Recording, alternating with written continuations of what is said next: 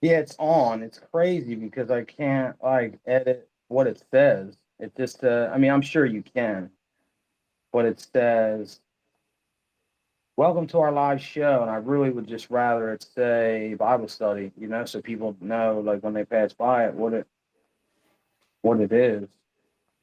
Sure. Yeah, I don't know. Maybe I'm gonna have to edit it next time. Yeah, I'll have to edit it next time so that this is just what it's gonna say today, unless I want to mess with it for like ever, and I don't. Well, you always got to start somewhere.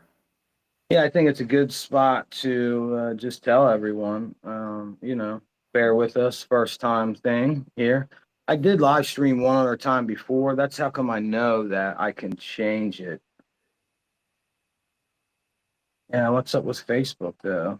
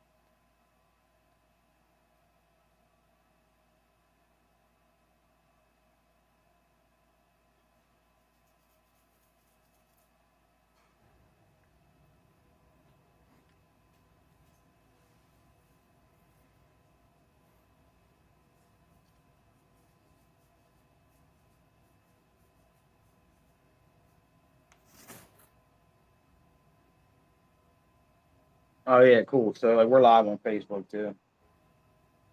I think I'm going to.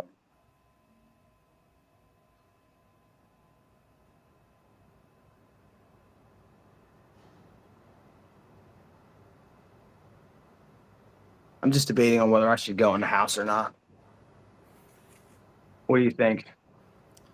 Um, I really don't know. I don't hear dogs right now. I feel like once I get in my mode, you know me, I get very, I may be a little low now, but I feel like if I get in my mode, it's gonna Sure. spook them and Oh, they're gonna maybe. go. So I'll tell you what, if it happens, it happens, and I'll go ahead and head in. Why don't we lead off with a prayer? Please lead, All and right. uh, and then we'll get into what we read. All right. Let's pray. Lord, we thank you so much for this opportunity to understand and study your word. We thank you for our friendship and for the all the people you've put in our lives to teach us and to help us grow, for the opportunities to tell people about you, Lord. And we just ask that anyone hearing this podcast and whenever they do, that they would be drawn closer to you, and they would, if they're not in your kingdom now, Lord, that they would come to know you as their Lord and Savior. And we pray that you would change our hearts, Lord. Keep helping us to grow closer to you and become more like you, Jesus. And we can never do it without your help. And we just thank you for all the blessings in our lives, and we thank you for this opportunity to learn about you. And we thank you in Jesus' name. Amen. Amen. Yeah, I think that starting off with our first live stream here, we're going live on YouTube, Facebook, and Twitch. Uh, just the whole point of this being a self improvement podcast and always sharing tips and tools and level ups that I've found that have improved the quality of my life over time from severe degradation and misery to joy and contentment. And what I've found here, although I was baptized Catholic and raised Christian early on, I strayed away from it for a very long time, went through a lot of different phases. Now, coming back into it, I've really realized that it has been the level up that I've been seeking the whole time, ever since I came home and I was determined to find every way that I could to make up for the lost time. Not only of being incarcerated, but just of living a lot of free time in a very bad and negative, nasty way. Trying to make up for it, finding all the tools. And then lo and behold, It was Jesus. I mean, it sounds corny and it sounds funny, but fostering a personal relationship with Jesus, because I talked about it before. Like, yeah, I was religious. I went to church. I prayed. I prayed the prayers that I learned in CCD. But, somewhere along the line, I missed it. No one ever told me that I can have a direct relationship with Jesus Christ. And through me, I talked about it last episode. We're live here, so reiterate.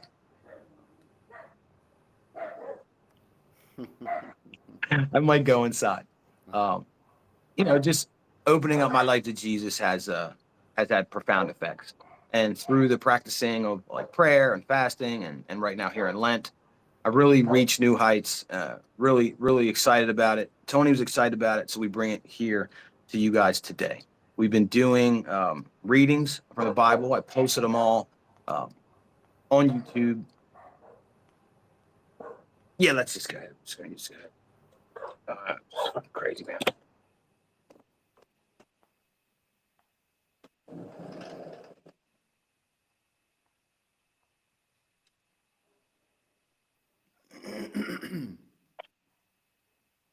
Sorry about that, man. Sorry about that. If anyone's listening.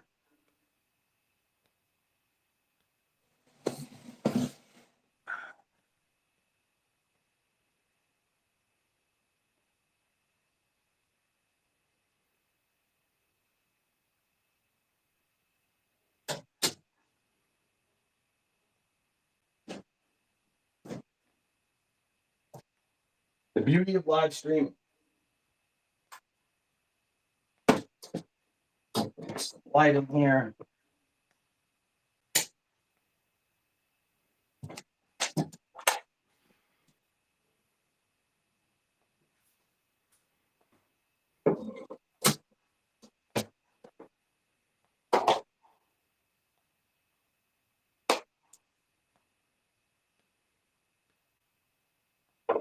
Let's see how this works.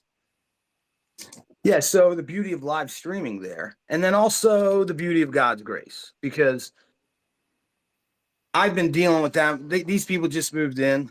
I've been here for about a year. And as soon as they moved in, they came in like a whirlwind, man. Moving boxes, trash blowing in my yard, chopping down trees on my side of the yard. Two small yappy dogs. Just, I guess they're allowed to go in and out whenever they want, and they just bark all day long. And I'm okay with it. The old me would have been over there raging at the guy. Instead, I brought him some tomatoes yesterday from my organic garden. And the reason why I did that was because I want to be a good representation of my faith. It's I'm very open about being a Christian.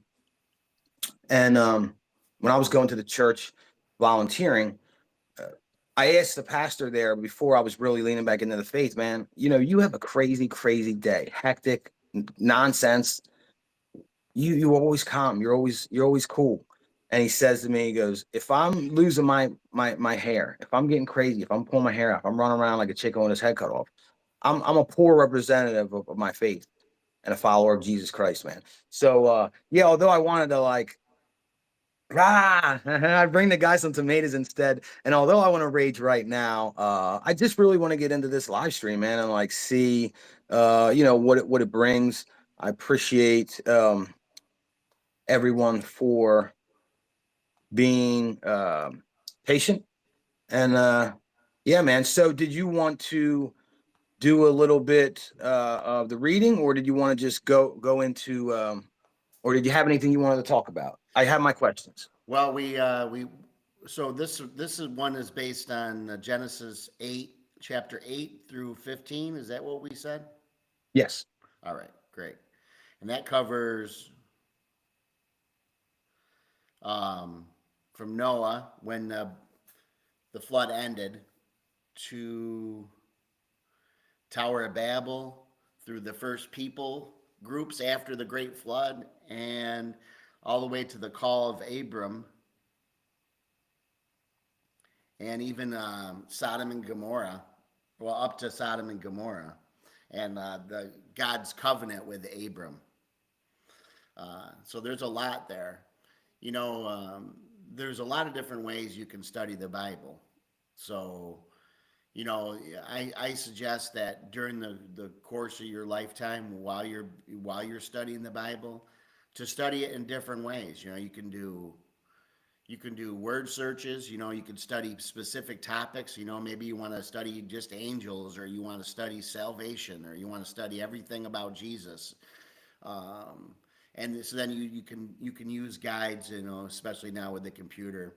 But you can use, you know, there's a lot of books where you can trace words throughout the whole Bible, where everywhere they've said, from the New Testament all the way back to the Old, and or from the Old, will tell you where it says it talks about the same topic in the New. So you can do a topical study in the Bible. You can read the Bible from cover to cover, so you get a chronological order. You know, that's not always chronological either. My wife has a Bible that has the books of the Bible put together in a chronological order. Because sometimes there's books you'll run into that aren't really about where they are in the time frame. It's just a literature. It's like, you know, either poetry or revelation or um, so it's not always chronological sometimes, but so you can study it that way. But the point is you can even take like one chapter, especially in the New Testament, and you can break it down verse by verse. You can go back to the original Greek, and you can see what each, you know, what the words in Greek mean. You can study all the definitions. You can spend a week on just one paragraph in a, you know, one chapter. So there's a lot of different ways to do it. So, you know, the way we're doing it is we're reading through the Bible. We're going in a decent pace, so you know you won't be uh, in the book of Genesis for 2 years, you know. And what we're trying to do is answer. I want to answer any general questions you may have, and give people, you know, if they want to read along with us, then they can get a general time frame. I mean, it's easy to catch up. If you wanted to catch up at home, all you got to do is read 15 chapters in Genesis, and you could do that in a week. You know, I suggest, and I think what we should do from now on is a chapter a day, and then you know, do a chapter a day.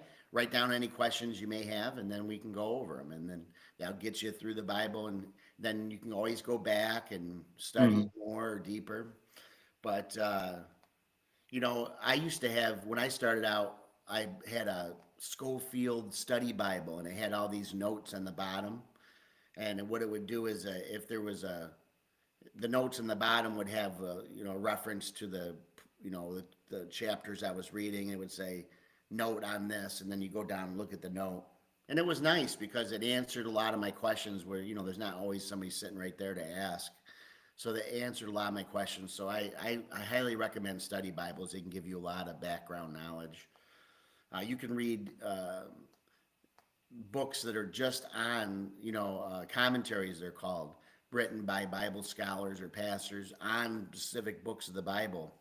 We did a home Bible study where we did there was a book for every book of the New Testament, and we just went through each one, and we'd study it for a couple months, and then we'd move on to the next book. And you know, there's a million different ways to study, but we're just trying to rate, and what we're doing is trying to get through it and general answer these general questions, if you and give you a general time frame of what's going on.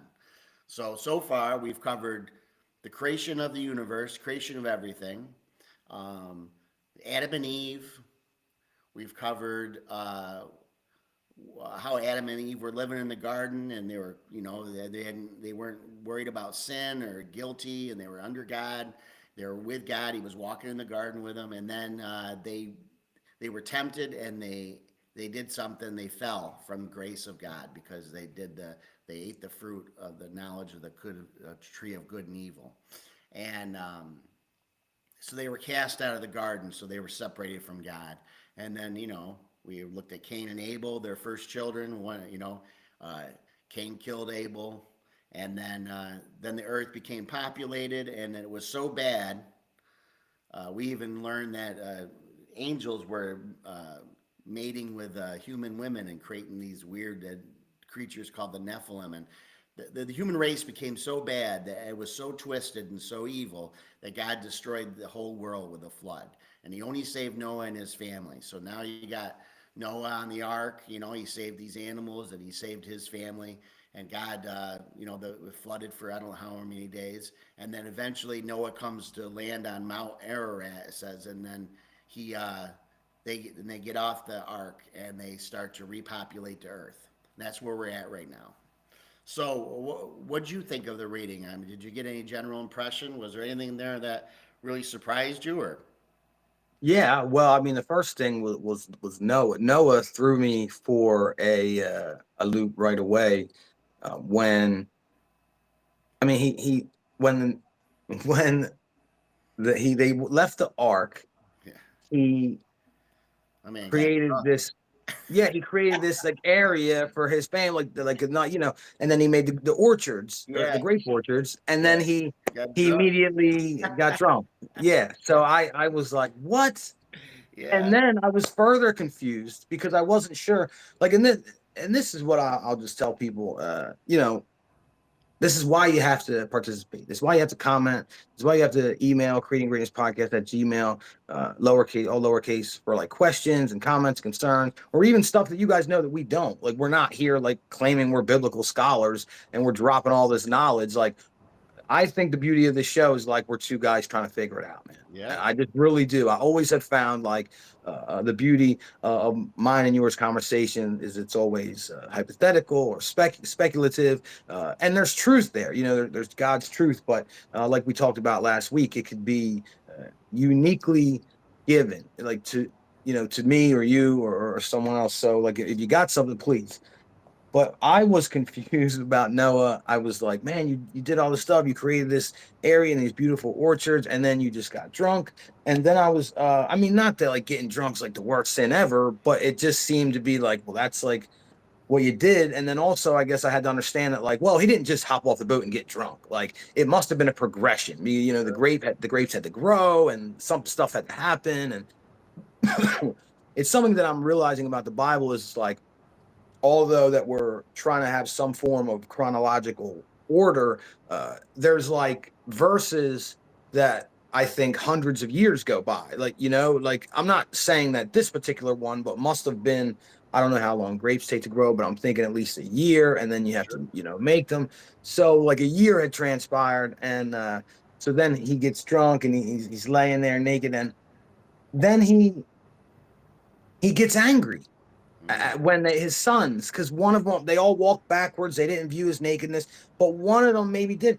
He blesses Shem and curses Canaan, and yeah, I was like the whole thing. I All was a right. little bit like, what? Well, that's an interesting one. Well, so Noah got drunk and he was laying naked in his tent.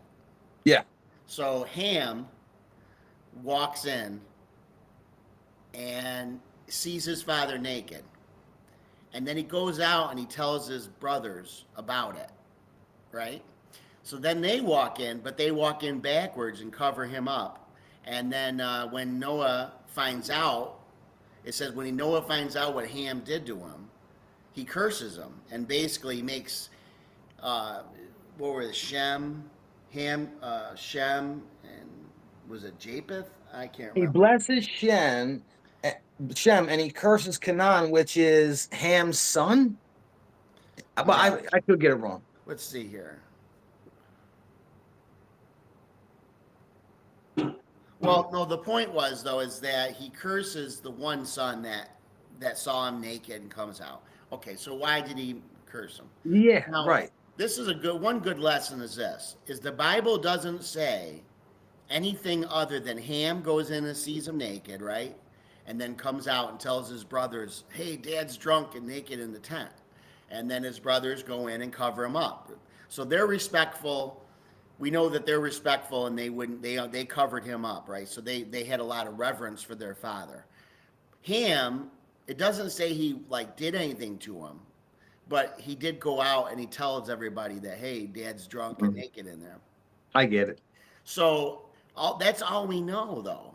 But see, Yeah. over the years, I've listened to sermons and I've heard even preachers say that Ham molested his dad in the tent.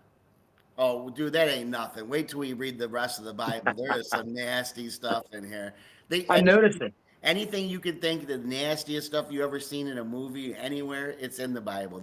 Well, I mean, it has to be based in reality, right? No, that's right. And that's one thing I think that points to the reality of the Bible is that it shows all these people, even people that God uses, it shows their humanity. It shows all the nasty stuff they do.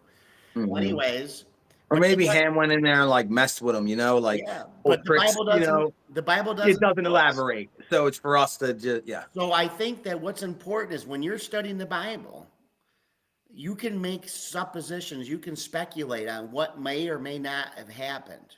But if the Bible doesn't say in the old or the new, then we don't know. All we know is that whatever Ham did was not cool. Right. And that Noah was upset about it. I think at the very least, Ham showed no respect for his dad. He came out and said, "Hey, Dad's drunk. Dad's in Let's there. drink it. Ha ha, everybody. Yeah. What a loser." And Yeah. his brothers, revered their father. That's the difference. Just like with Cain and Abel, right? It didn't say exactly why God didn't like Cain's sacrifice. All it said was that he liked Abel's sacrifice and he didn't like Cain's. That's all we needed to know. And I think this is such an important distinction I want to make, and it's going to serve you throughout the whole time reading the Bible. Make sure to concentrate on what you're reading and only take what it says for face value. It says what it says. Take it for what it says. And if you're not sure or you can't figure it out or if you have to speculate, make sure to take that separate from what it says. But you have to take what it says first and go with that. Yeah, I think the speculation helps me with understanding, and because it helps me ponder over what I've read. But I do agree with you that I think I've done a pretty good job of so far. I mean, we're only in the beginning of Genesis of just keeping it separate in my mind. Well, This is the word. This is what I think. Yeah, well, like we said before, I mean, there's nothing wrong with speculating, but it's when you take it to a point to where what you're speculating on becomes fact, and you start to develop your relationship with God based on speculation. That's where it can become dangerous. That's where you get weird old cults, and start doing real strange stuff, and it happens throughout the Bible, and the Bible even warns, and especially the New Testament. There's a couple of times Paul writes and says, beware of people who are making these big deals out of names and genealogies and speculations. Be careful, because that's not what it was intended for. I mean, it's not about these mysterious things that nobody knows and all these weird cults that develop. What it's more about is that, we used to always talk, me and my friends, that, it's what you know about the Bible that you do is more important than what you don't know, because there's a million things you don't know and you're never going to know. But what's important is to try to focus on the things we do know and put them into practice. If we put that, we could spend our whole life putting 10 things into practice in our life.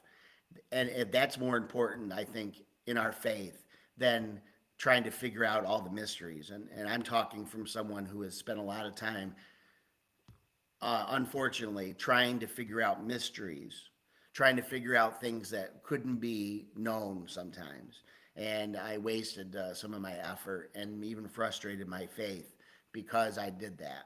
So that's why I warn people. It's fun to speculate. It's interesting. It helps you engage your mind, and it's good up to a point. But you don't want to take it past to where make it a practice if it's not in the Bible. So that's that, anyways. No, I mean, I totally agree with you. And I always rely back to our focus point that we talked about. I think every episode is whenever I find myself not hearing the word clearly through my reading, I have a focal point of Jesus. I just always know, he's the truth, he's the light, he's the way, and it just simplifies things, I mean, I think with delving into the mysteries and all, it could be fascinating, and then speculating over it and having conversations like this. I mean, scholars for ages have probably had similar conversations, probably much more intelligent ones, but that they just were fascinated about, and they're going on. But then I think, like you said, the danger there is then you need to know, and you need to know so bad that you create a truth out of a speculation, out of an interpretation. And yeah, I think that's dangerous road. It could drive you crazy, man. So I love having these conversations. I love speculating because it helps me try to really get into the mindset of some of the characters, in the Bible. But ultimately, I am so far able to separate the two. And whenever I feel doubtful, I just lean back into Jesus. I just go, okay, well, I want to be more Christ-like in my behavior, my thoughts, and I just focus on that. Hey, I want to make I was going to say something about this. Is interesting to me. No, please.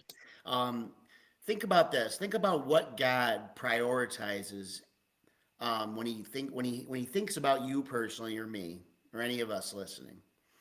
What he thinks is the most important thing about us. And what does God care most about me? Is it what is it? Is it my intelligence? Is it my worldly success? How competent I am? You know, what is it? Is it how much I love him and others? Obviously it's answer C. I mean, not that he doesn't care. So the point is, though, is that if you have to be a certain level of intelligence and have this certain knowledge to be able to please God and to be able to get to heaven, then that would exclude all of us. It would exclude. You'd have to have a certain IQ level. It means that God would only want smart people or something. That doesn't make any sense, does it? It There's a lot doesn't. of smart people that are not good people. No, exactly. So, and I'm not saying that God likes all of us to be stupid, right? What I'm trying to say is that if God has given you a mind for, and an intelligence and a curiosity, then He wants you to pursue that, right? He doesn't want you to be dumb and act like stupid or to waste the gifts that He's given you. But He also is not judging whether you're going to please him or get into heaven based on your intelligence or based on how much money you have or based on how handsome you are or based on how funny you are or charismatic you are. Or based on how well you understand the Bible, Yeah, exactly. Because when I used to preach in the jail, the truth is, and this isn't true for everyone, obviously, because I met some Right. really, really smarter people than me in the jails. But there's a lot of people in the jails that only have like a very low education level for whatever reason. Even if they're smart, they may never have started. They might have dropped out of school. They don't even really know how to read that well. So does God damn them to hell because they can't read? That's crazy. He would never do that. It's not so should people learn how to read? Yeah, they should, you try to inquire any knowledge you can inquire. But the truth is that if God prioritized intelligence or how much you knew, or if you had to be so smart to be a Christian, then we'd all be in big trouble. So what I would say, and there's scholars that have been studying the Bible for the whole part of their life for 40, 50 years, and they're not even Christians. They don't claim to be Christians, but they still know the Bible more than I'll ever know it, right? So it must not be intelligence. So I always said, I started to look at it, what does God know? I think God cares that we take action on what we understand. If I know that God wants me to behave in a certain way and I know that He cares about certain things, then I should act on those things if I know them. He's not going to hold me responsible to learn things that I don't understand or that I can't understand or that I don't know. He's going to hold me responsible for what I know. And it even says in the Bible, it says those who have are going to be given more, and those who don't have, what they have will be taken away. And that's something in the New Testament. But that's a hard teaching. But if you waste what you have, if you waste what you've been given, then God does not honor that. He expects us to act on what we've been given. So I think that if you're, don't be overly concerned and proud about your intelligence or what you know or don't know, because there's always someone that knows more, and be lucky that God isn't requiring us to take some test to get in heaven, because it's not going to happen. So, But given that opinion, would you say that we should all? It may be a sin to have knowledge and not behave like it or act upon it. Uh, if you are truly ignorant, then you know if I'm listening correctly, then you think that they were forgiven. They're not expected to behave or act on knowledge that they don't have. But would you say, to be a good Christian, that you should seek to understand more and grow in that purpose, or maybe guilty of like sloth? Because what I ultimately feel like God values is effort. I really do. I feel like as long as you're trying, he's happy. I mean, that's my opinion as well. You know, you stated an opinion, I'm stating one as well. I don't feel like he values intelligence over another, or strength over another, but I think that effort really matters. You know, just trying to do the right thing. You may not always try to gain understanding. And if it is the case that he, you know, forgives the ignorant, I got a lot of forgiveness, because, you know, back in the day, I was oblivious to some of the things that I know now. And what I know now, you know, through just being revealed to me through prayer and fasting and meditation, and right here in Lent. And so for Lent, I've just really cut out a lot of toxins out of my life, and it's brought clarity. Uh, I feel like, I wouldn't say overwhelmed. I'm very reluctant to say that word, but um, I feel like God is putting on my plate everything that I can handle. You know, like he's just like, here it is, man. You asked for it. You wanted growth. So like we've talked about that as well. Like through the journey of like seeking knowledge or understanding, or seeking growth, like in the name of the Lord, like there was, for so long, I was seeking growth like in every other area. Like, you know, I wanted to be smarter. I wanted to be richer. I wanted to be more successful. Of course, I always had a spiritual aspect to me, you know, and I was connected, but it wasn't a priority. So now that I've kind of changed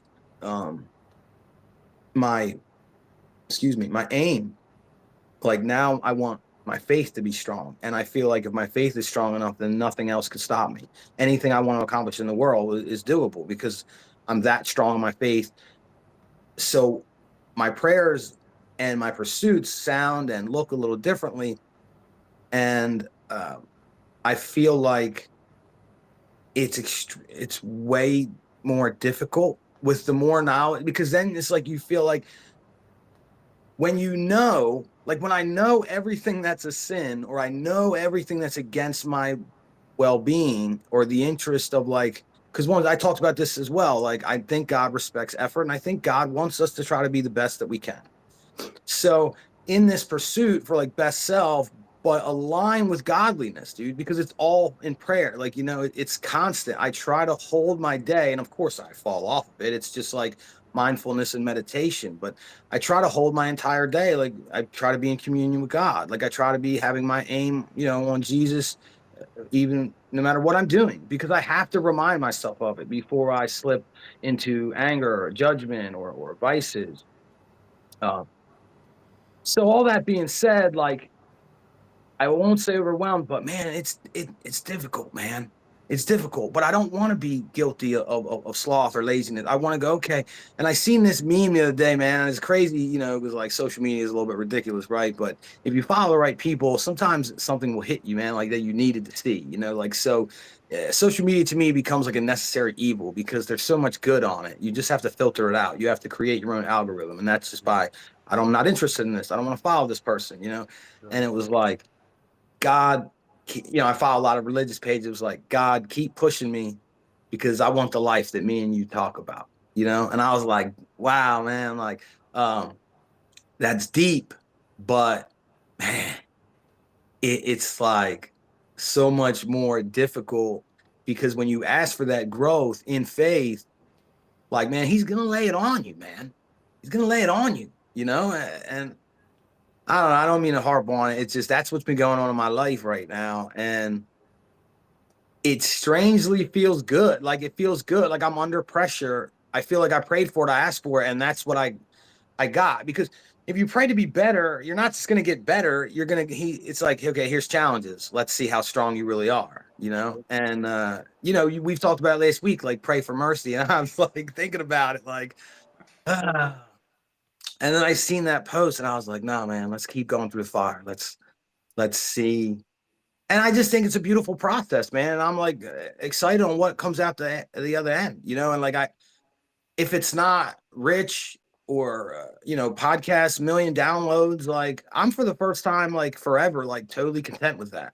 Yeah. But I think that there's something else happening, that I'm really excited about. So I guess it was a huge, long, drawn out thing. But the question was, do you think that, that we are forgiven through ignorance? Do you think that if we are ignorant, we should seek understanding? And do you think that if we don't, then maybe we're guilty of sloth, a different sin?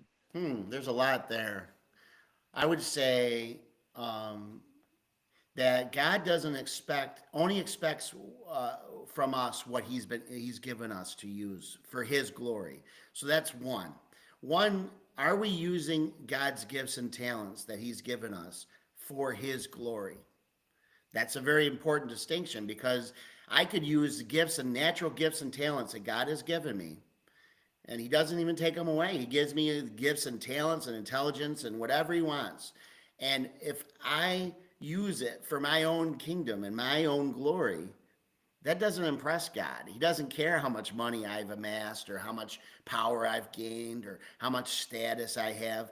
It's when I use the gifts and talents and the abilities that God has given me for His kingdom and His glory, when I've used them for His glory, that's what impresses Him. That's one. Two, He doesn't expect stuff from us. I don't think I think it's just a. He doesn't expect things from us that we can't do. So there's not things that if I'm not a great athlete or if if I'm not smart enough or if I'm not if I don't have as much enough charisma and He's not going to ask me to do things in life that I'm not equipped to do. Right.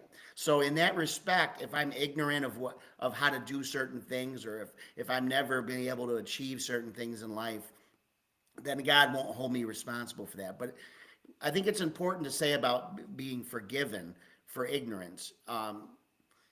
There's a standard that we all have to adhere to, which is, it says that we've all sinned and fallen short of the glory of God, right?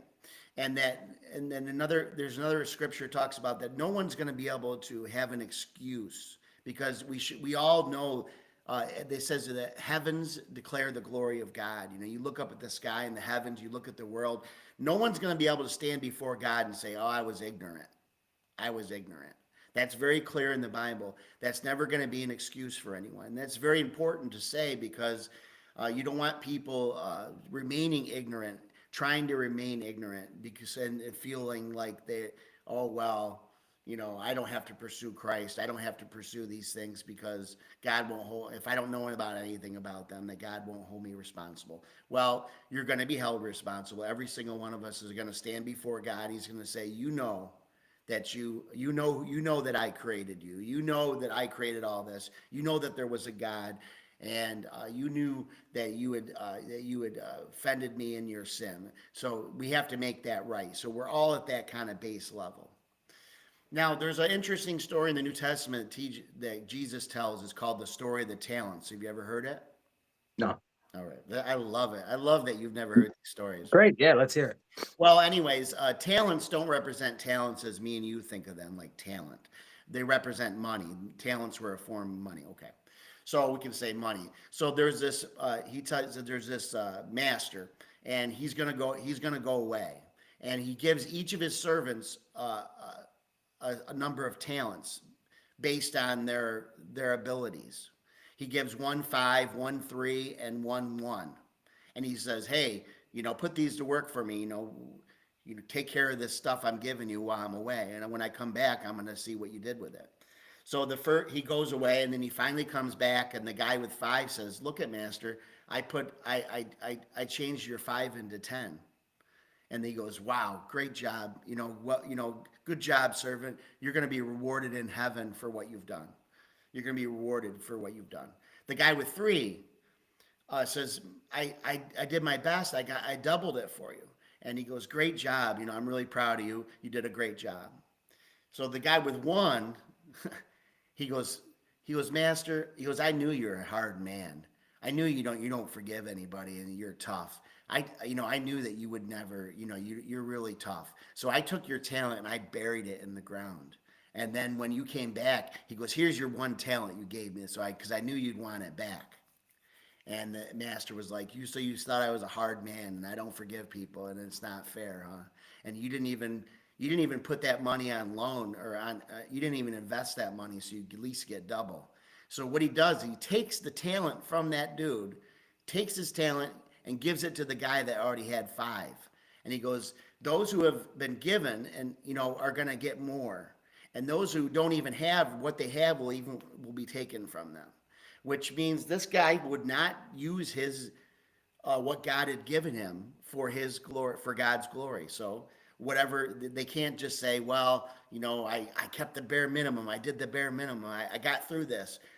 God's not going to be happy with that. He expects people to use the gifts and talents that he's given them, even if it's only one. So the guy with 5 might have been smart, handsome, funny, intelligent. He might have had great friends. He might have been a great position in life. He might have had everything, right? The dude with 1 might have been some homely looking guy that nobody liked, maybe didn't have much smarts and wasn't very charismatic. Who knows? For whatever reason, he was only given 1. But God wasn't concerned with that he only had 1, that he was only able to really handle 1 talent. He was more concerned that with what he gave him, the guy put to use. That's all he cares about. That's what he really cares about. And plus, you got to know, God's the one that gave him the talents in the first place. So the person with everything can't be so proud that he's got everything. He didn't do it. He wasn't given that. God gave it to him. God expects him to use it, though. So it says those given much, much will be expected. So, if you're walking around and you're so happy in life and that you've got such advantages, maybe you're born into a rich family, maybe you're born in a nice part of the world, maybe you're born with a bunch of physical and mental talents. Well, that's great. But if you don't use them for God's glory, when you die, there's going to be a reckoning, and God's going to wonder what you did with all that. And you'll have to answer your Creator. And I would not want to be in that position. I don't want to be in that position. So I guess this lesson is that if you are smart and you can study the Bible and you can understand it and help people to understand it, you better do it. If you know how to treat your family and raise your kids right, you better do it. If you know that God is calling you to dedicate your life and your devotion to Him, and you know that's what He wants from you, you better do it, because you will someday stand before Him and answer, "What did you do, servant, with the talents I gave you?" And you don't want to be the dude that says, "I buried them, man. I just got here. Here you go. Here's that little meager." I saved it for you. Yeah, that's right. God's not going to be impressed. So that's what God wants. God doesn't care about the results. He cares about that you've tried to do something with what God has given you. That's what He cares about. And of course, the results are up to Him. He'll give you everything you need. He'll make possible whatever He wants you to do. He wouldn't give you talents and abilities and ask you to do certain things in your life and then not give you the ability to do them. That's crazy. What would He bother to do that for? So that's the answer to that. I hope that helps. Well, I mean, it is an answer. I mean, because it's effort. If you put in the effort, and I think you'll be rewarded. So I guess we're about 45 minutes in. Let's get to the rest of these questions. The first time I think the first Bible study, you were like, this is what it is. It's not science. It's not this. But I noticed a lot of reference. Well, first of all, let me ask. What I'm noticing is in this last reading was the covenant and the bow, and correct me if I'm wrong. Is the bow the stars, and then also the altars, and in this play the east and west, and I see. So now I'm like, okay, geography matters. Do the stars matter? And once again, maybe I'm just chasing here. I don't know. But when he made the covenant with Abram, he kept referring to the bow, and I'll see the bow in the sky and remember my covenant with man. Is that what was he talking about there? I think he's talking about a rainbow. Oh, he's talking about a rainbow. Yeah. Okay, got it. Okay, see, because I kept thinking, is it that constellation? No. You're talking about? It's a rainbow. Every time you see a rainbow, it was God saying, "Hey, I won't destroy the whole earth." Because it's with rain. Makes sense. Yeah. See, here I am just thinking. But that's great. That's great. Now I know. Now, let me tell you about this other thing, because Abram's going all over. He's putting altars everywhere. Yeah. He's putting altars. And it seems to me like it's specific in where he got east of this and west of this. So I get to thinking, I'm praying last night, I'm praying last night, and I go, now this may seem silly, and people may laugh at me. Go ahead, laugh at me if you want, anyone, you know. I was thinking about Abram and his altars, and I'm thinking about, what we're working on. And then I'm also thinking about what me and you talked about, aligning my goals with that of the glory of God, and to to honor him in every step of the way. And I'm thinking, because we're reading these chapters, these verses, and I go, when I get the farm, I'm gonna build an altar to the Lord. Nice. And I just was feel like people will laugh at me for that. But like in my mind, in my prayer, that was dead serious, man. And I was thinking, like, well, what does it constitute? Like, to me, like, it would just be more like a shrine. Like I thought I could build like a big cross, and I could paint it, and I could have a garden around it, and like bird baths and the birds and the bugs, and everyone would be happy. And yeah, I mean, so that's really it. So what is the significance in your mind of Abram building these altars in all these different places? And then I guess, what are your thoughts about us doing something on our own? Because something that I heard before was like about religious decoration. Say, why is all these religious decoration everywhere? Crosses, this, that. And it's just was like it's reminders of my faith. I need reminders. I need constant reminders. I talked about it earlier. Um, but also, I just think it would be an awesome way to honor God and everything He's given, and then also align that my goals with making sure I'm giving Him all the glory, or at least as much as I possibly can along the way. What is it with those altars, and so why were they so specific in where they were placed? Well, a lot of times they were altars. Well, let me ask you this. So, say we get off here, right, and we're done, and you're sitting there, and all of a sudden, literally, your ceiling opens up, a light flies down, hits you in the face, and literally, God speaks to you in an audible voice. Your whole house shakes, and he meets with you face to face and talks to you. Now, you're going to be like, "Whoa! I want to commemorate this moment." Mm, And that is a lot of times in the Bible, especially in the Old Testament, that's what they did. Usually they had an encounter or a special thing that happened with God. mm, Either they were saved or God spoke to them or there was a truce or something. And the ultimate altar was made to commemorate. It was to commemorate that moment.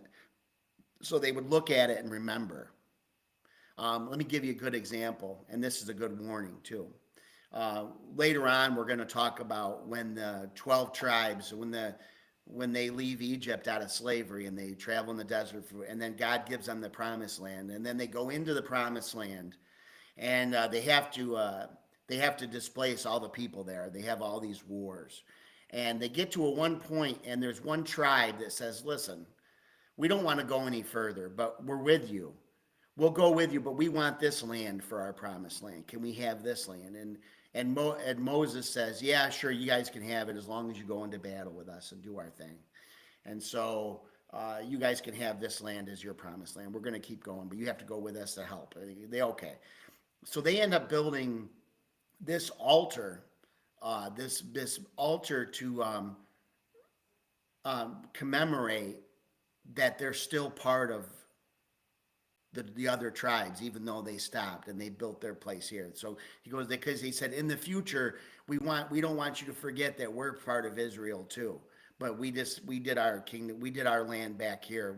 We're still part of everything, and we're gonna. So when you see this altar, well, the armies that had marched ahead, when they heard about this altar that they had built, they thought that they were building an altar to worship some other god or to worship God in a proper way, and they went back and they were going to kill everyone because of it. And these guys were like, "No, no, no. we're not going to worship at this altar. Like we're not going to, this isn't going to be like a heresy. This isn't like some occult altar we built. This is just a reminder. So it's important. And they were like, oh, okay, that's good then. So the point was, though, is that you can't make an altar and use it for something that's not correct in our religion, right? So if you want to make an altar to remind you of how much you love God and how thankful you are that He gives you maybe the farm, right? And every time you look at it, you think of God and pray. There's nothing wrong to that. The problem is that if it becomes an idol, and the Bible warns again and again that certain things will become an idol. Like there's a part where Moses created a staff with a serpent's head on it that everybody had to look at so they wouldn't get bit by these poisonous snakes. We'll look at that later on. He kept that, and they kept it for hundreds of years, and then they eventually started worshiping it, and they had to get rid of it because people were worshiping the staff that Moses had made. Do you see what can happen? Yeah, So absolutely. I don't see any problem with building an altar. And the reason that they built altars back then was because they wanted to use them for remembrance of treaties, remembrance of what God had done for them. And that's why they built them. They usually built them in spots where it happened. So I don't think there's any problem with you building an altar and to help you remember God, as long as you don't worship that altar or think that altar has some kind of spiritual significance other than what you give it. Does that Yeah. make sense? Yeah, absolutely, man. And as another good point is that go ahead and sacrifice yourself on that altar because that's what the Bible says. It says, present yourself a living sacrifice. Present yourself a living, this is the New Testament, present yourself a living sacrifice, wholly acceptable unto God as is your reasonable act of service. And be no longer conformed to this world, but be transformed by the renewing of your mind. So, it says, present yourself a living sacrifice. Isn't that interesting? Like, usually you put a dead, animal or our sacrifice gets killed, right? Hmm. We're to present ourselves every day as a sacrifice to God. This is my life, God. This is my talents. This is my abilities. This is my will. I'm sacrificing it, and it's going to be for you and your kingdom and your glory. So we don't do that on a real altar, right? It's not a sacrifice where we stab ourselves, right? But it is a sacrifice. And Yeah. just like that altar, so it's symbolic, and that altar that you created would be symbolic as well. It's a symbol of your devotion to God, of your thankfulness to God, that you want to remember God. And when you present yourself a living sacrifice, maybe that'll help you to do it every day. Every time you see that altar, you say, "You know what? My life is for you, Lord. I'm thankful for this land you've given me, and I dedicate it to you." But just don't ever take it and make it more significant than what it is. Don't say that don't start to ever worship even our own sacrifices, our own things that we built for God. We just don't want to ever take them and make them into idols where we give them power in our lives that isn't there. Make sense? Yeah, man, it makes a lot of sense. I really just was fascinated with the idea last night. It kept me up. I couldn't go to sleep. I kept thinking about it. I say I would build it. I don't know how to build anything. I've always been an athlete, a wordsmith, but a handyman, no. And I go, but I'll build it. I go, it's just two pieces of wood. I'm gonna make a big cross and put it in my yard. And if my neighbors hate me, so be it. And I'm Nice. gonna write, "In God we trust, Jesus saves." And I'm going to put a beautiful garden around it and just try to create an area that would please the Lord. That's my only purpose. It really is nothing like I'm gonna like stand there and like do, but I Sure. will. It's interesting that you say look at it and remember the sacrifice that I made. And do you think I've got a couple more questions Do before it. we end it? But do you think? Well, this has not even written down. It's a new one. Oh, Do you think that the sacrifice that we make? When you say die to self, yeah. you say it's a living sacrifice. Is it like, okay, God, because this is what it seems to be to me, or it's ending up to be, maybe. It's not that I'm giving up my free will, but I feel like God's given me free will, and my sacrifice is giving it back because I only want God's will to be done in my life. Sure. And I feel like that's my sacrifice. I mean, I'm trying to do it. I'm sure I fail all the time. But Yeah. Well, you know what's do you think that's the sacrifice? well, yeah, partly it's your will. You're giving up what your flesh may want. Uh, that's what All the time, brother. yeah, that's what you're I sacrificing. want caffeine. I want sugar. Yeah, well, because your nature now, as a Christian, you're born again. You have the nature, the Holy Spirit is actually living in you, and your new nature wants to please God. Yes. So the sacrifice you're making is to follow your nature instead of your fleshly nature. But what's interesting about that, and which I think is controversial for some people, is you know God's kingdom is not a democracy. It's not a I democracy. didn't think so. No, and I think, but a lot of people equate, America, democracy, individualism. That's not God's kingdom. God doesn't care that we all have a say, right? It's His way, it's His kingdom, it's His righteousness, it's His glory. And even though it's what is best for us, and God is always good, and it's always a higher good that He would want for us than what we could ever come up with. It's not about empowering the individual, although each individual makes a choice to serve God and to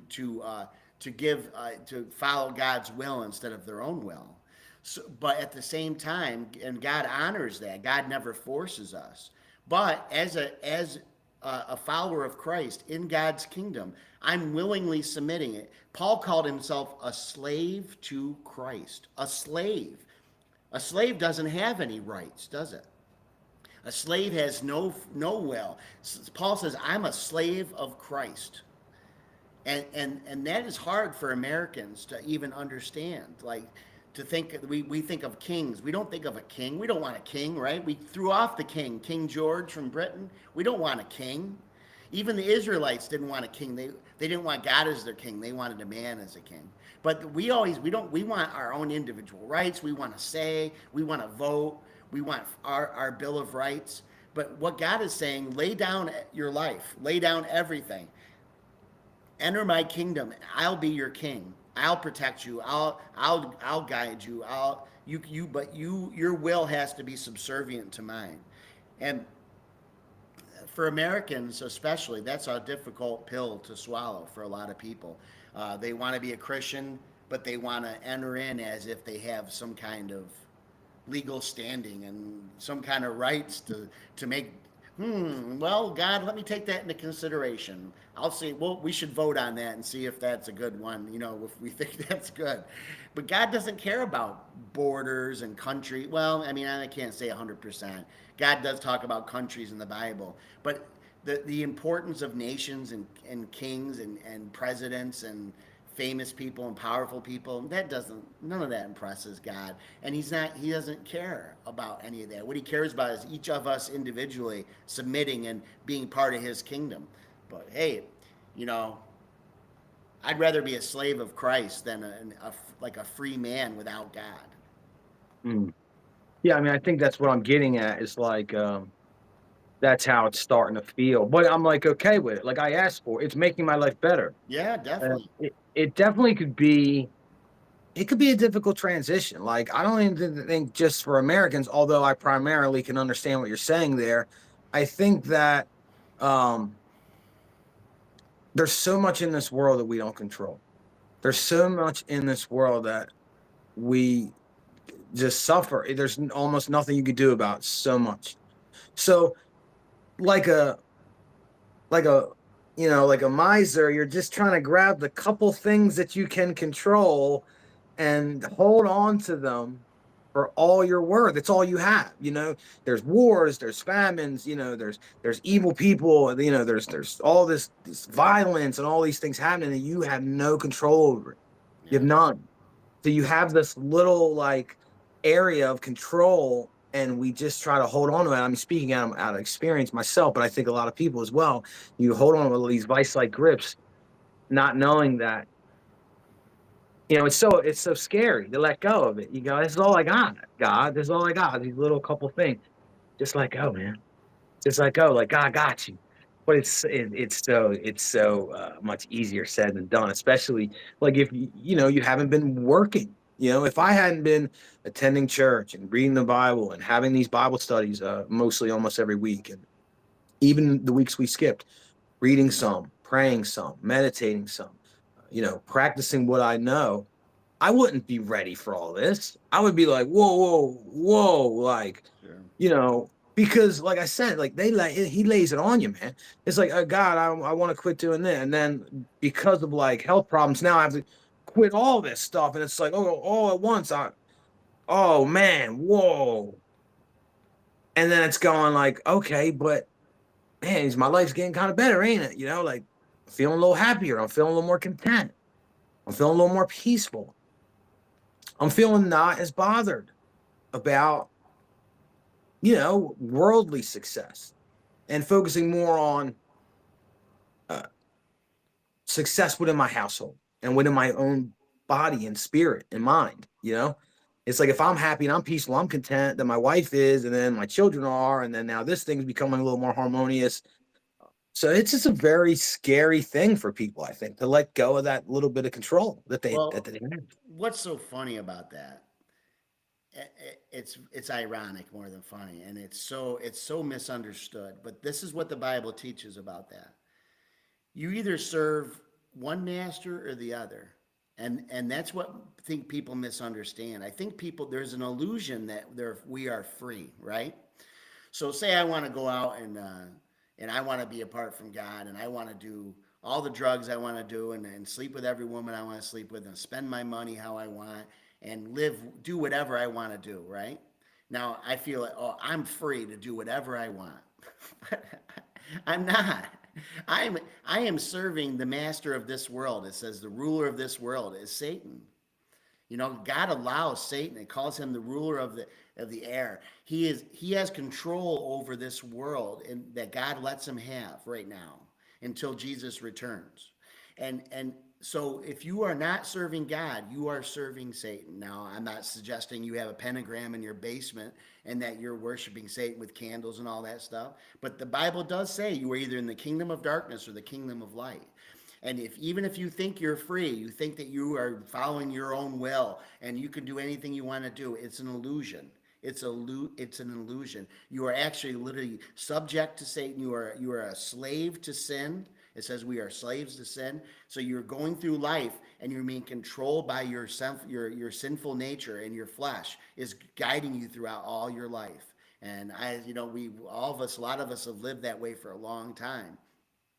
When you choose to follow Christ and you are born again, now you are in the kingdom of light, but now you're a slave to Christ. But all he has is good for you. Yeah. So, oh, man, I can't rob and steal and kill and cheat and rape and murder anymore. I'm not free. Well, you weren't free before. You were just a slave to sin. Now you're a slave to Christ, and now he has good things for you. He has a future for you. He has honor for you. He even gives you his praise, and he loves you, and he has all these things that for you planned. And you just have to surrender the old. You don't have to. You surrender your old flesh and all that sinful desires and lusts, and you surrender them, and you say, Jesus, you're my master, my king, and I want to follow you. And then he has all these good things for you. But the delusion is that you're free, that you can choose to be free, that you can sit on the fence. There is no fence sitting. There is none. Mm. No, I totally agree with that. I totally agree with that before I even looked at it in a religious way. Like, there's no neutral No. in this thing, dude. There's no neutral. You're either working for the man upstairs or you're working for the world. Amen. Okay, so let's just I'm gonna just run through these questions because I want to Sure. wrap it up. Let's do it. Okay, we talked about Noah. We talked about, or what I did mention was he mentions real quick, he made all this stuff. We could eat everything, but do not kill man or be killed by man. I think it's pretty self-explanatory there. But then something that confused me was two things, because like I said, I want to wrap it up. Two things. Why did God, it says that they were all one people, they all spoke the same language. Why did God scatter everyone and make them separate and speak differently? All right. And then my second question is about Abraham is it Abram or Abraham Sarai's husband? It's Abram at first, and eventually he gets changed. His name gets changed when God makes a covenant with him. But Okay. at the beginning, it's Abram. So two questions. Why did God scatter everyone? It seemed like being one people and one language would be beneficial. So I was curious. And Sure. then was Abraham a good guy? Because I was really confused. But then I think I understood why when they went into Egypt, they pretended to be brother and sister. Sure. And then like, Well, they actually were brother and sister. get the heck out of here. Yeah, it was his half sister. All right, well, just talk to me about that because that Right. just Okay, so back to the Tower of Babel. That's what you're talking about when he scattered everybody. So yeah. Why? the key to that is what were they doing that God didn't like? Okay. Okay, so they were all one people and all one language, right? Now, one, I've heard scholars say this, that they're breaking a command right there because God told them to multiply and cover And the whole earth, okay. but they didn't. Now, really think about this for a second. Do you think it's really a good idea when you put a bunch of people together? Do good things really happen and then? Not not Not not really. frequently, No, no. no. When I go to New York City or something, you can see exactly what happens when you put millions of people in together. But what did they do? Is it said they build a tower, but what they I guess what the I've heard scholars say what they really were doing was building a pyramid, and it was a religious pyramid. And what they were really trying to do was like, listen, we are so awesome, we are so great. We can build something that's greater than God. It says they were trying to build it up to heaven or up to God. Oh, okay. So basically, they were like, we are God. We don't need God. And look at the world today. That's what we do. We try to usurp God, we try to put man ahead of God. And that's basically what they were trying to do. They were exalting themselves and they weren't doing themselves any good. So God had to break them up. Now, Abram, being a good guy, I would say that, there really is no good guys except for Jesus in the Bible. Uh, you know I mean, I know that's like kind of contrite or trite answer, but it's true. I mean, every No, person it's in the not. Bible I that mean, God uses, they're a flawed human being, and Abram yeah. was the same way. I mean, God didn't say lie about Sarah being your sister. He didn't say pretend that you're something you're not. That made everybody look bad, but even Yeah, then and it seems God like he got still. rich under Yeah, false pretenses. that's right. God Right. still punished the people that were against Abram because that king took Sarah into his household, and then God inflicted them all with diseases. And don't you feel kind of bad for the king? Like it wasn't even his fault. That thought didn't strike me, but It's not his fault. He didn't do anything wrong. He thought yeah, Sarah was available. I think I was too caught up on that to really Yeah. process the So other. Abram is the father of faith. He's called in the New Testament, they call Abram the father of faith. And the dude was so scared that he lied and said, say you're my sister so they don't kill me. Yeah.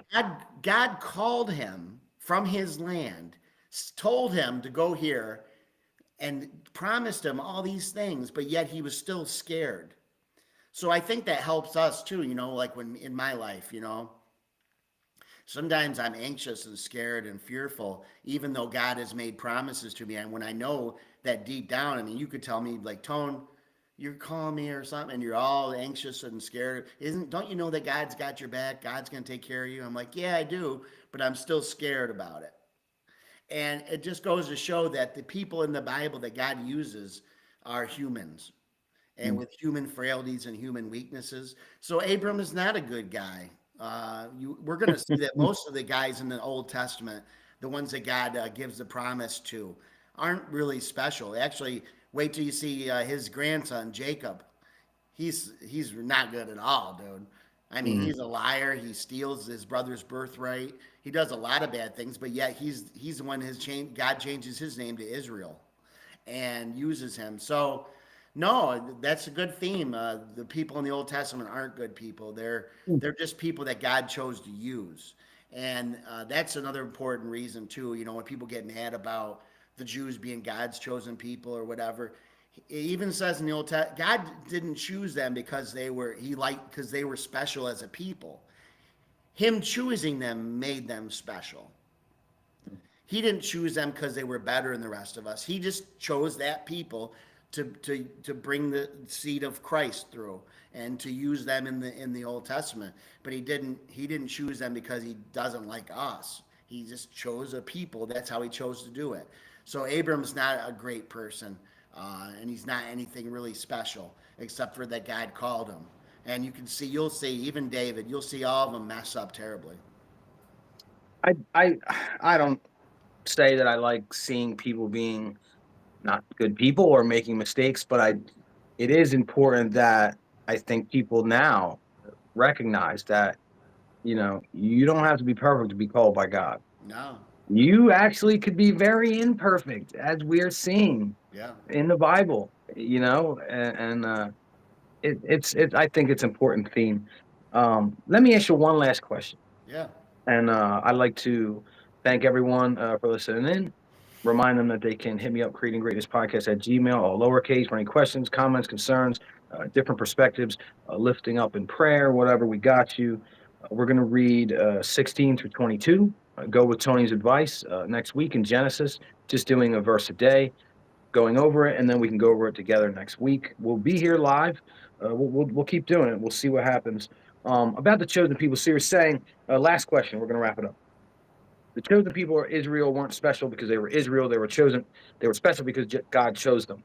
Now, I was just recently listening to Tucker Carlson, who is a longtime Christian, and he had a somewhat controversial pastor on, and they were discussing that particular topic. And I was very intrigued by this interpretation where they said in the New Testament, it makes it pretty clear that the chosen people are the Christian, are new Christians, not Israel in a geographical space, but they said that they believed and they interpreted it this way, that it was made clear in the New Testament. And maybe you can, I don't know, I have not read the New Testament, although I can't say that I'm not open to the idea, like, oh, okay, that makes a little more sense to me, that like real, new or practicing Christians would be than just like, I'm going to pick this area and it's going to be like this forever. What are your thoughts on that? We'll Well, wrap it up with it. the key is that God chose Abram, and he made his people Israel through that family line. Okay. And he made covenants with them about their future and what promises he gave them. Like he gave them a certain land, he gave them the kingdom. They were supposed to be a nation of priests that really helped the rest of the world to see God's goodness, and they were supposed to be a light to the rest of the world. Okay. So if you, as we're going to find out throughout the Old Testament, Israel does not uphold its end of the bargain ever, and eventually culminates to a point where God allows their enemies, Babylon and Rome and Egypt, to all come in and destroy their whole kingdom, and they're taken and spread out all over the whole world. Go to about 2,000 years ago, Jesus shows up in what was where the temple was at the time, and the Romans controlled the land that used to be Israel's kingdom, and you still had the Jewish religion there. And Jesus said his goal was to first bring his message to the people of Israel because they were the chosen people. So he went to them and he offered salvation, and they rejected him. So he said, now that you've rejected me, I'm going to offer salvation is going to go out to the Gentiles, which me and you were all Gentile. Any non-Jew is a Gentile. So now salvation was given to the rest of the world, and God started his church, right? Which was based on the original apostles, which were all Jews. But he started the church, the Christian church. They started to call Christians. So what basically happened was the Jews gave up their birthright. They gave up they didn't withhold their covenant with God, and they now salvation was offered to the Gentiles. But Paul talks about this a lot in the New Testament, and there's a lot of there's what you call the replacement theory. I think this guy's talking about, which is basically that the Jews have been replaced by the church. And, I grew up in a theology where basically, because of the Jews' rejection of Jesus, the salvation was opened up to everyone. But salvation was always still available to the Jews. And he talks about them, they're the original tree, they're the original branch, and we're just grafted into it, it says. But he goes, how much easier can the original come back? And so there's always room for them to come back. Any Jew that wants to follow Christ can be a Christian, can be in the kingdom. So they're not excluded. But the question is whether there's any promises that are left just for the Jews from the old covenant, right? That's what we're really talking about. We're talking about, are the promises of Revelation and the New Testament, are any of them specifically still just for the Jews? And I believe, me personally, as not being a great Bible scholar, I believe from what I've read, there is some promises that are just for the Jews that's going to happen, that they're going to be restored, that there's going to be a revival. There's a thing in the Bible about the 144,000 witnesses. I believe they're going to be Jews that convert to Christianity, they become preachers. But there's a lot of controversy over this, whether there's some of the promises in the book of Revelation and the book of some of the promises of the original covenant, whether they've been given to the church now and they're no longer for the Jews. Scholars fight over that. So my answer is that I don't know 100%. I do know that any Jew that wants to be a Christian can be a Christian. So there's nothing excluding anyone from becoming a follower of Christ, right? And salvation is open to anyone. But there is some Bible promises that I believe are probably just for the nation of Israel, that God had part of his covenant, and that are going to happen for them someday. But I could be wrong. I mean, but Yeah. then again, but there is scholars arguing over this, whether these promises have reverted to the church now and they're just for the Christians. But I don't really know. There's arguments back and forth on both sides. You'd have to study their arguments on each side, but it's not clear, in my opinion. Yeah, that's great. I mean, that's what I wanted. I mean, anytime I ask you a question, I don't expect you to go, yes, I agree with you. It's biblical fact and done. Well, some things would be, if you were to say, Yeah. is Jesus God, I would say yes, done. Okay. No debate. Yes, he is. And in his name we pray. In his name we drop this podcast, man. I thank y'all for listening in. We see we got a couple on the live stream, and I appreciate y'all. We're going to keep doing it. And we're going to put this out on Spotify next week. I'll see you next week right here live. And thank y'all for listening in. God bless. Hey, man, we got it done. Yeah, we did. Our first live stream, even though I was dead in the water, we made it happen. It was good. Yeah. I'm going to tweak it. Questions. A couple people picked up here and there. Wasn't nothing like I was hoping, but I think obviously part of that was because it just said, welcome to the live thing. I'm going to dig into it and see if I can't fix it this week. Well, and,